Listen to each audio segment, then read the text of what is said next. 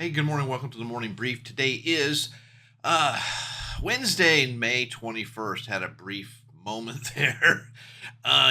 So Wednesday, May 21st. What's going on news wise? Well, so we have some 10:30 news, the crude oil inventories, which is a weekly number. It's a yellow under number, which means that it is low impact for the markets, but it will affect crude oil prices. 12:15, we have FOMC member Barkin speaking and FOMC member Bowman speaking. Notice that we've had lots and lots of talking heads from the FOMC, Federal Reserve, speaking, and this is a concerted effort to calm the public's fear of what is going on with the tariffs, what is going on with the economy in general. And it's a big tour of basically saying the Federal Reserve will do whatever it takes to make everything happy, to make sure everything is good. Now, if you buy into that, that's okay. I listen to what they have to say to see if there's something changes and or they shed additional light that hasn't been previously disclosed to help me with my trading. So that being said, pretty light day when it comes to news. Looking at the daily chart, you can see here that we've been on a tear to the upside. Down day yesterday. Looks like we're gapping down today. We're back into this price consolidation band from way back. It's going to be overhead resistance for sure. We're going to chop around here for maybe an extended period of time as we did before. We'll just sort of wait and see what happens.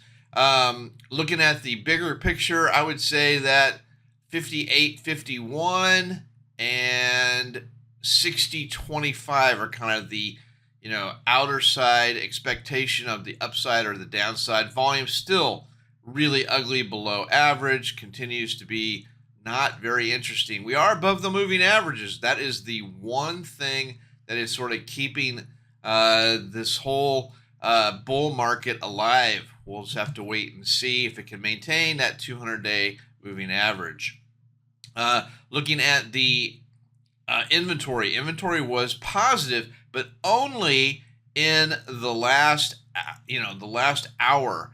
2,600 on this big move in the last hour. Otherwise, it was decidedly negative. But we have down price action and up inventory. That's divergence.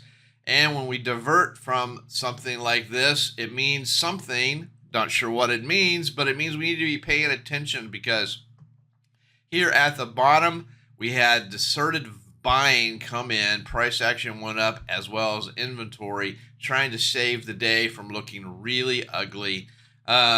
Is this, buying the dip, folks? I don't know. At the end of the day, I'm not sure it's the buy the dip, folks, but it is showing that there is some divergence here. We need to be aware of that, kind of be careful. This might be the smart money coming in. This might be the dumb money coming in. You just don't know. But some agenda is certainly in the works. Moving on, overnight action, approximately 53 points overnight. That's becoming sort of the new average. It's still above the long-term average, but it is certainly less than what we've had recently. Looking for support and resistance. Now, why do we look for support and resistance? These are key numbers that are really trade locations. So if it comes up to resistance, so we've got some resistance at 59.53. So, how do we use that information? Oh, there's resistance. What does that mean? It means if it comes up here and price fails to break through it, you want to go short and it's going to pull back. If it comes up here, chops around, and then breaks up, you want to go long because you're breaking above resistance. So these are trade locations. So that's why we list them every day to help you with where should you be trading at these support and resistance levels if they break or if they hold. 59.73, 59.90-ish, all the way to 6,000. Above 6,000, man, you definitely want to be long. On the downside, where is support? 5,900, definitely. The overnight low was 59.05, but 59.05 all the way down to 5,900.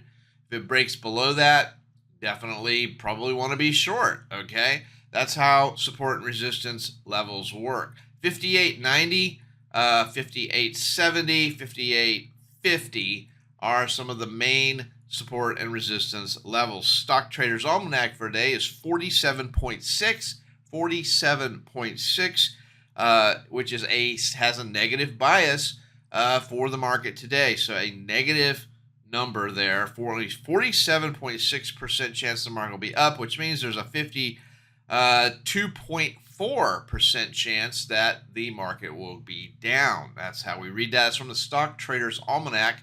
If you're interested, it's a kind of the statistics for the stock market. It's a great little book. Hope you have a great day. Happy trading. Hey, thanks for watching the morning brief. Check out my website for more information, oneononetrading.com. Take a look at the Troy levels, a trade location finder for the futures markets. Help you find those levels of support and resistance that are just so hard to find. I also do personal coaching and mentorships. So go ahead and take a look at my website, oneononetrading.com. Thanks.